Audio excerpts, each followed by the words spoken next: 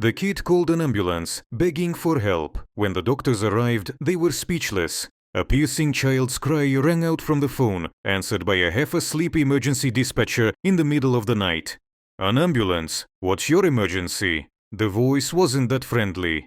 "My mom, she has fallen. She doesn't move or speak. Is she sleeping? Why doesn't she wake up? I'm calling her, but she doesn't answer. I'm scared for her. Please come and save my mom," the child begged, breaking into tears. Hearing the child's voice, the dispatcher realized the fatigue had vanished as if by magic. "Don't cry. Give me the address, please. We'll come soon." 2 minutes later, the ambulance set off and soon arrived at the boy's house, although it was hard to call it a house. It was an old, dilapidated barracks, more reminiscent of a homeless shelter. It seemed that it could collapse at any moment under the weight of the past years. The doctors knocked, and the door opened with a slight creaking. A frightened, tear-stained boy of about 7 met them. He never stopped repeating, "Help my mom, please. She's unconscious." A woman was lying on the floor. Her face was white as snow, and her lips were blue.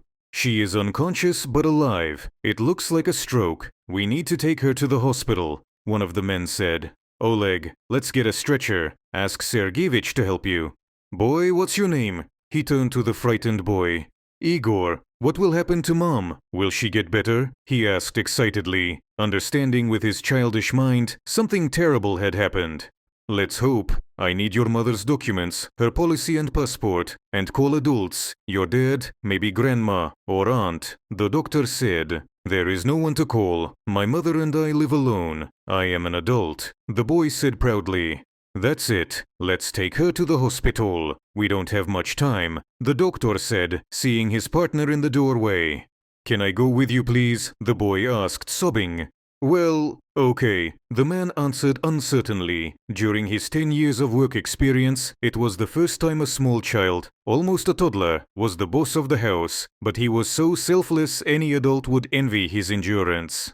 Mommy, you should live," Igor kept repeating while they were driving, holding the woman's hand. The boy also remembered that when his grandmother was alive, she often took him to church and taught him prayers. He whispered one of them, the most powerful as he thought, several times, repeating it like a spell. At that moment, he did not realize that real trouble had come to their house, and the misfortunes that happened to him and his mother before were all insignificant. A few days later, they confirmed the initial diagnosis, immediately made by the emergency doctor. It sounded like a sentence: stroke with paralysis of the right side of the body. The diagnosis was understandable to doctors, nurses, and orderlies, but not to Egorushka, as everyone affectionately called him at the neurology department, where his mother, Nadezhda, was hospitalized. The boy did not leave his mother's bed. She didn't talk, didn't walk, almost didn't move, and she looked somewhere to the side,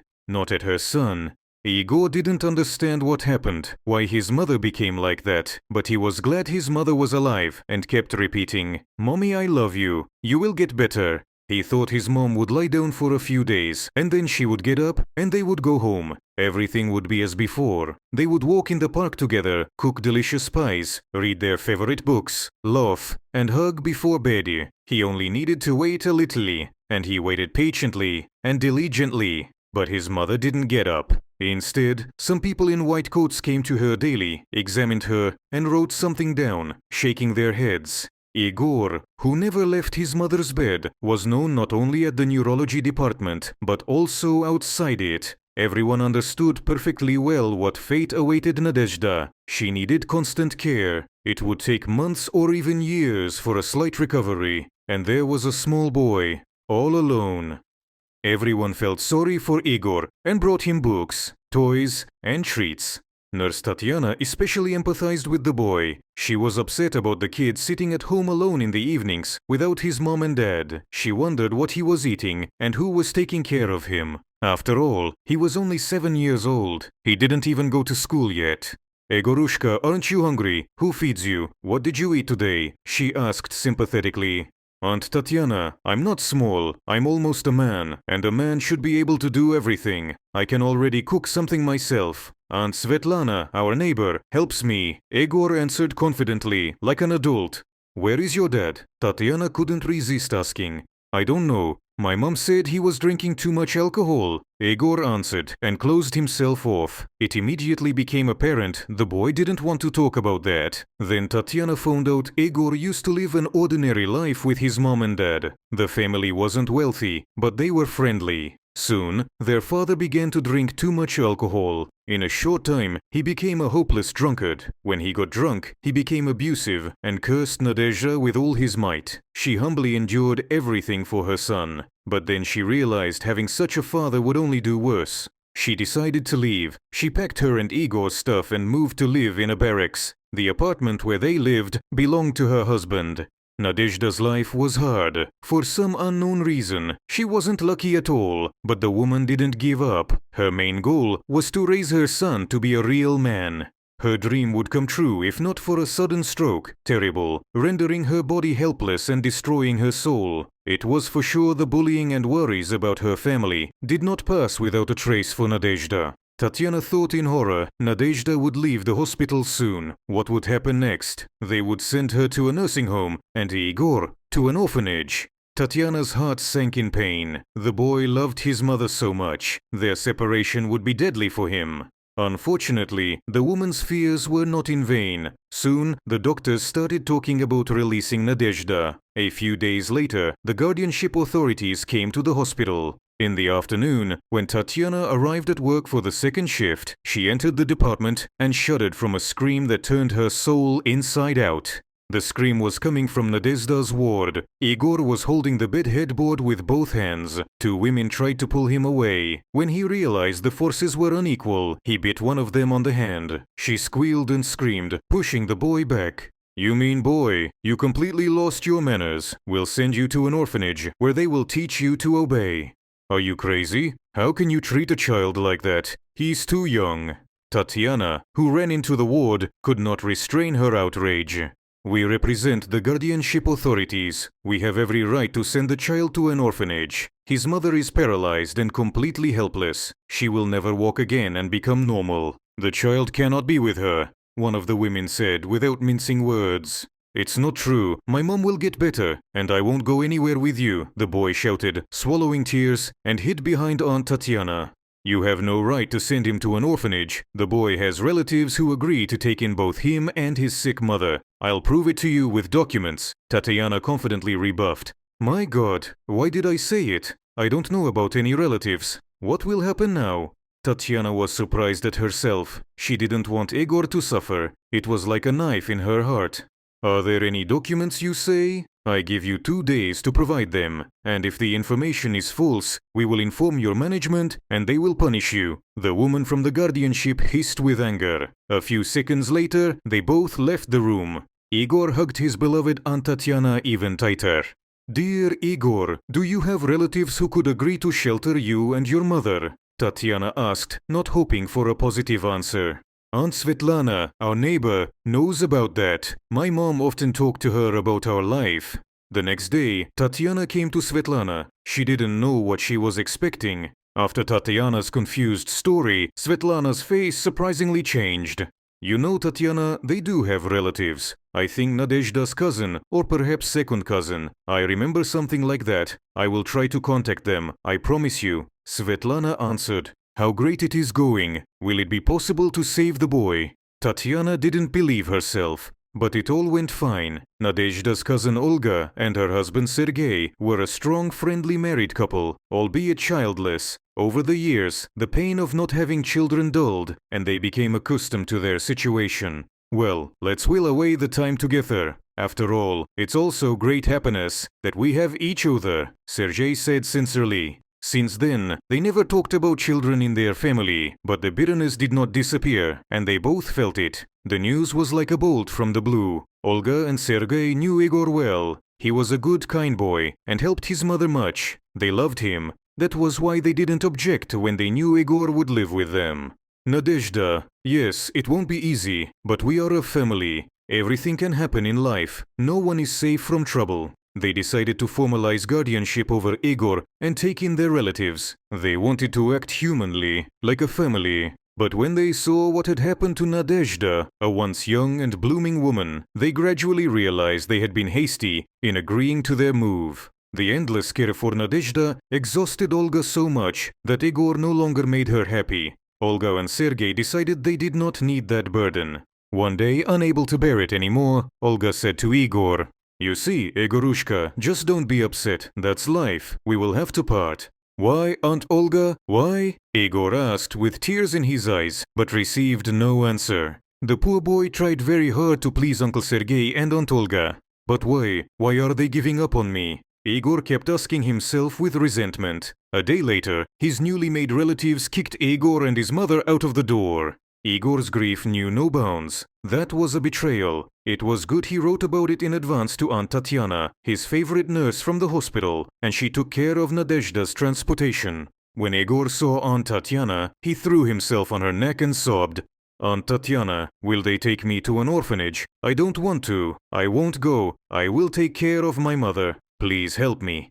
Poor boy, how quickly you had to say goodbye to childhood and grow up. I will save you from an orphanage. I promise. Tatiana swore. She knew Igor loved his mother so much, and it would be unbearably hard for Nadezhda to be without her son. Her life will end at that very moment. Tatiana had no doubts about that, and she decided to formalize guardianship over Igor, although she had 2 children. Only Tatiana knew how many circles of bureaucratic hell she had to go through, but she passed all the tests with honor. She achieved the most important thing. Igor wouldn't be taken to an orphanage and would stay with his mother.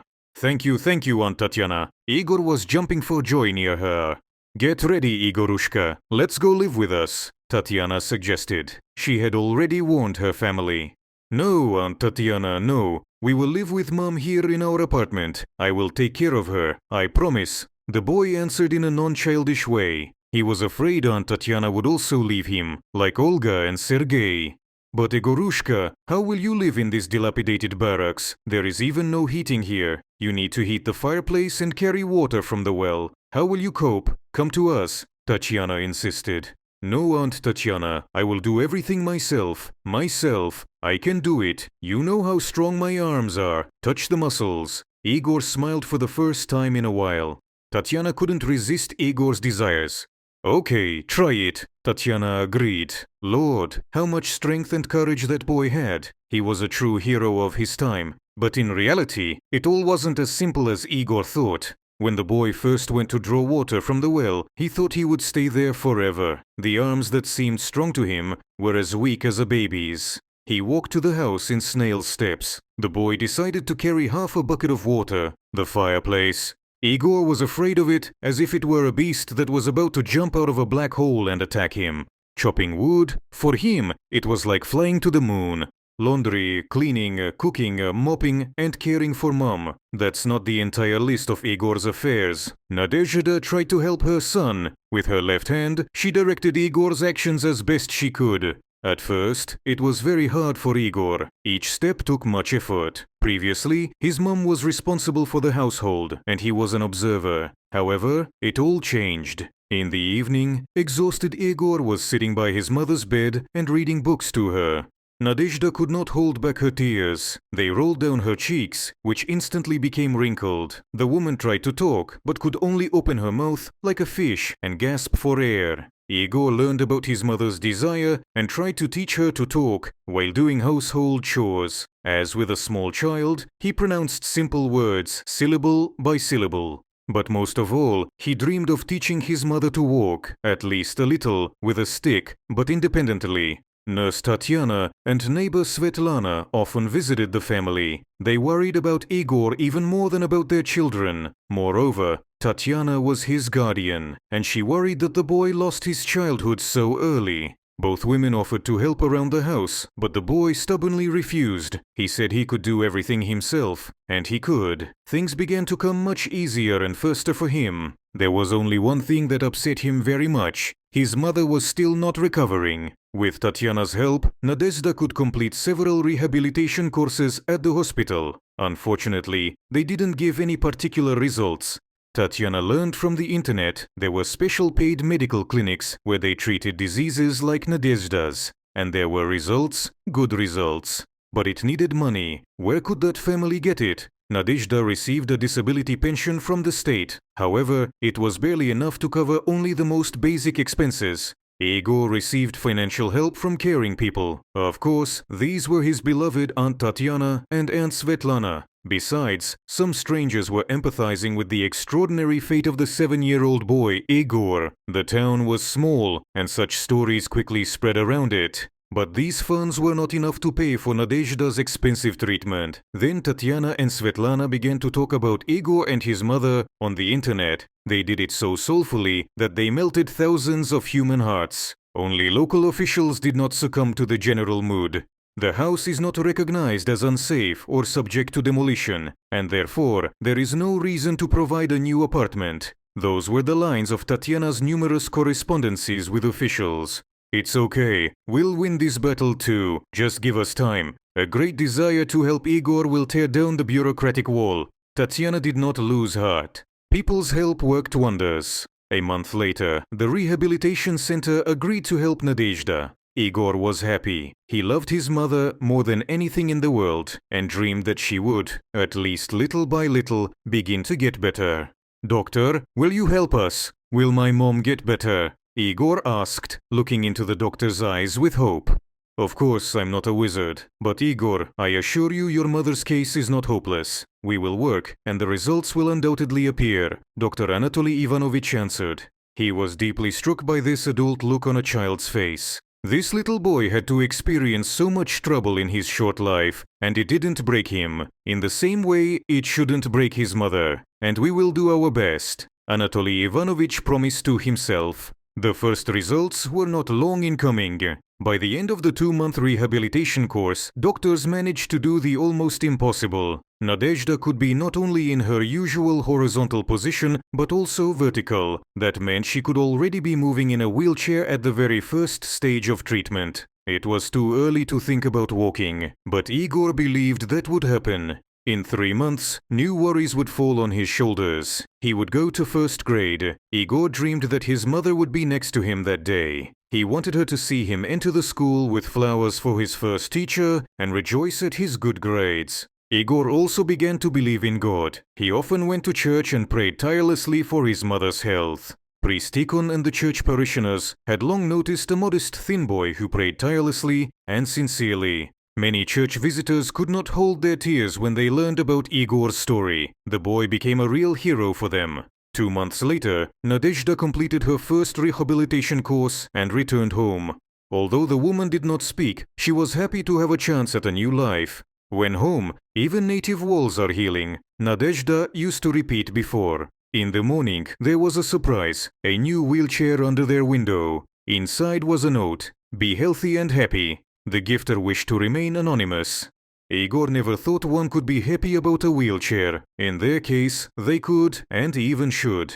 "Mom, Mom, you and I are going for a walk," Igor shouted. They also invited Aunt Svetlana, their neighbor, to have a walk with them. It was hard for a 7-year-old boy to drive that new vehicle. Finally, for the first time since her disease, Nadezhda sat down. Previously, she was only lying and could hardly roll onto her left side. It all worked perfectly that day. The rehabilitation course brought its first results. The feeling from the walk was indescribable. Igor and his mom were happy. They thoroughly enjoyed a walk through their favorite park and fed the ducks on the pond. That day was the first step on the path to Nadezhda's recovery. Such small joys happened daily. There was the day Igor's mother smiled for the first time, and the day she moved her little toe on her right foot. For any person, those were the little things in life. But it was a real achievement for a bedridden woman. The 1st of September was an unforgettable day in Igor's life, not because he went to school, but because his mother was present at the first school assembly in his life. On that day, Nadezhda said her first words after the stroke. They might be clumsy, but Igor understood them perfectly. He felt his mother's love with every cell of his body. "Good luck, son." "Thanks, Mom. I love you," her son replied. It took 9 years for Nadezhda to recover. She had 15 rehabilitation courses. Igor was always next to her, her loving, kind, and supporting son. Nadezhda couldn't return to the condition that existed before the disease. But day after day, year after year, the woman restored her lost skills. She gradually began to talk, slowly walk, and even do something around the house. For the most part, that was the merit of her son, who did not give up and fought for his mother's life to the last. Supported by many people, Nadezhda and Igor moved from the barracks to a new apartment. Even though it took many years, they could overcome the resistance of local authorities. Igor grew up to be a wonderful guy. He was living a happy life. It couldn't have been otherwise for someone with such a big and kind heart. He was 17 years old. He was studying at a technical college to receive the specialty of a welder. While still at school, Igor drew attention to his classmate Anastasia, and she reciprocated his feelings. The girl was as kind, sympathetic, and responsive as Igor. Anastasia immediately offered to help care for Igor's mother. After graduating from college and getting a job, the young people decided to get married. People say that kindness will save the world. Igor's story confirms it is true. Nowadays, there are more and more families where parents continue to care for their adult children. They buy them apartments and cars, provide for them throughout their lives, and protect them from any possible difficulties. Igor found himself in a situation where he had to place responsibility for the life of his family on his children's shoulders. He coped with it, didn't ask for help, and did his best to help his mom. This boy is a real man, although it's a pity the child had to experience such difficulties in life. But his mother is very proud of her son and grateful to him for everything he did for her. Do good for others. It will come back to you in unexpected ways.